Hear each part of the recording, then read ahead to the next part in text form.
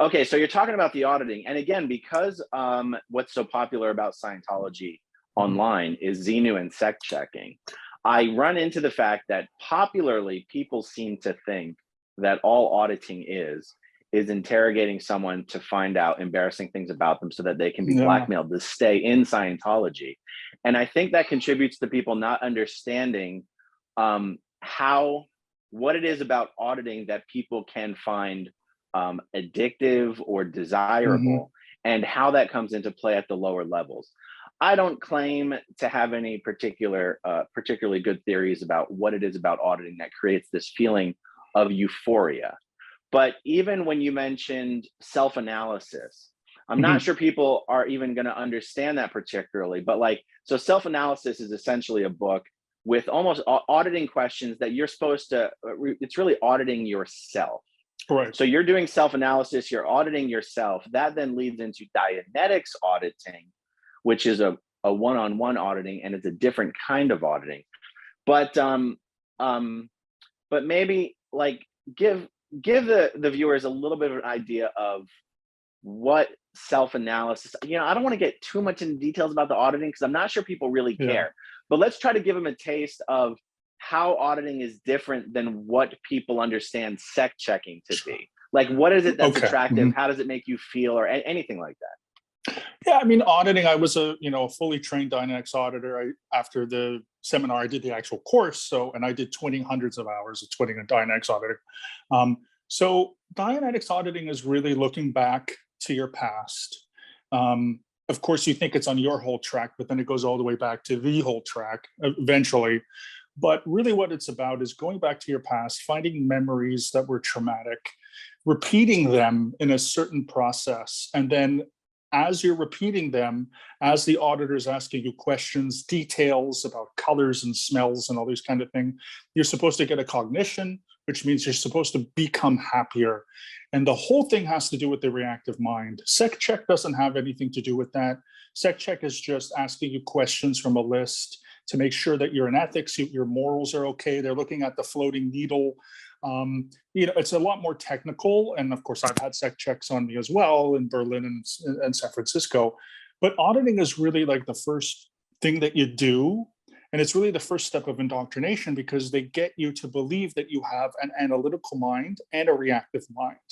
And that comes from Dianetics. You don't, unfortunately, but that's what they believe. So when you're doing these courses, they will tell you your reactive mind, whenever you do something rational or you're planning or something that you do that, is analytical, it's from the analytical mind. But when you have a trauma, whether you're conscious of it or not, these engrams, these sounds, these smells, these tastes, they get lodged in your reactive mind. And the only way that you can get rid of that reactive mind and live a better life and live a life that is whole and happy is to go through auditing, because auditing will clear your engrams and clear your reactive mind, hence the term clear.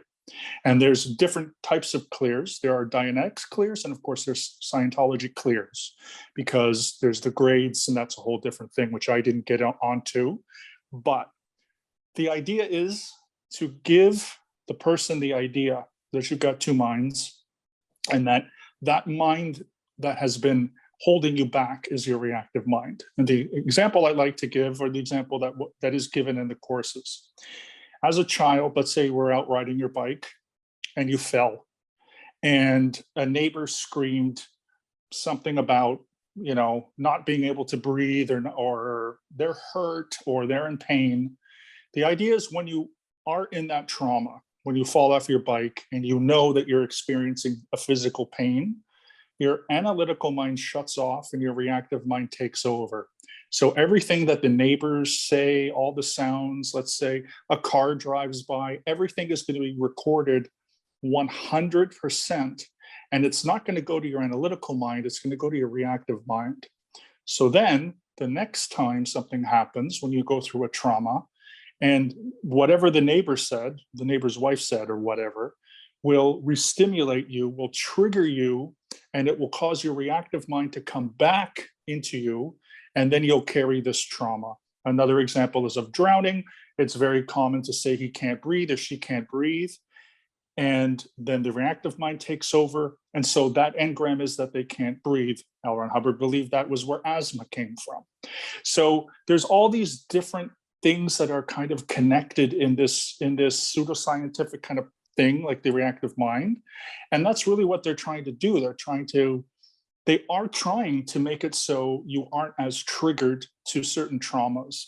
But the way they do it is very much in a way that's just not proven and not provable. And it's really comes down to just being indoctrinated. And I think that when people like me, again, looking at things like sec checks and solo auditing, that's not what the regular Scientologist does. I mean, you get in on Dianetics, you learn these things about the reactive mind, you learn about engrams, you learn about how engrams are connected to illnesses, cancers, asthma, bronchitis, etc. And you learn that if you don't have a reactive mind and you clear your engrams, you can have restored vision if you don't have 20/20 vision. You learn that you can never get cancer. You learn that if you have asthma, you can get rid of asthma. So those are the claims at the beginning. The sec check stuff happens when you are long down the line, and the interrogations, do they happen? For sure. But your average Scientologist, especially getting in, is really probably not going to necessarily focus on that sec check stuff. I mean, I never got sec checked till I was on staff. And nobody's really worried about that. You're just sort of focusing on the Dianetics stuff. And that is the thing that gets people. That's the carrot. That's your first carrot, because wins can happen. You can get some good benefits from Dianetics. They don't have anything to do necessarily with your reactive mind and analytical mind. But that's really what is sold at the beginning. And that's really why people are there. Yeah, I think, and I haven't even thought about it in these terms until recently. I think it's the fact that most auditing sessions end with this, what I think you could call a euphoric feeling of some degree or another, and that these auditing sessions occur very early on in your Scientology experience. And there's something about this feeling of euphoria that accompanies an auditing session that makes it seem, oh, this is true. This is real. This is effective. And it immediately dovetails in with this conspiracy theory that the reason Scientology is so attacked is because it's so effective and it can help people and it's cheap. I mean, at the lower levels, it's cheap. Lower levels are cheap. And therefore, psychiatry opposes us, psychology opposes us, the government opposes us, all the institutions that control the world oppose us because we pose a threat to them, because we can make people better, we can make people stronger, and that's the last thing the people who control the world want. And it all comes down to this feeling of euphoria that comes about in an auditing session. I mean, does that sound right to you? That euphoria is also a good way to put in someone into an idea. Like, when you feel euphoric, that's Scientology working. So the evidence is, did you feel euphoria? Yes. That means it works. And I think what happens maybe chemically in the brain or something where there's some suggestion that is made, because I do believe a lot of Dianetics is hypnotism, at least in some ways. It can be hypnotic. You can have a hypnotic state. And I think there is a little bit of suggestion, like, did you feel euphoria? Yes, that means it's working. You don't need evidence at that point. You don't need proof. You just made a connection. The connection may not be real, but you have made it in your own head. And that's what Dianetics does. And that's why it works, because of that connection. Now, it could be also that just talking about traumas, if you keep something inside of yourself for many, many months or years, and you just sit down with someone and talk about your feelings, and you're allowed to express your feelings, and you're allowed to be angry when you should be and happy when you should be, it can also create a euphoric sense because you're getting things off your chest. So the magic behind Dianetics, the closing your eyes, the counting to 10, the going through these engrams, the reactive mind, it's all a smokescreen. It's all a facade.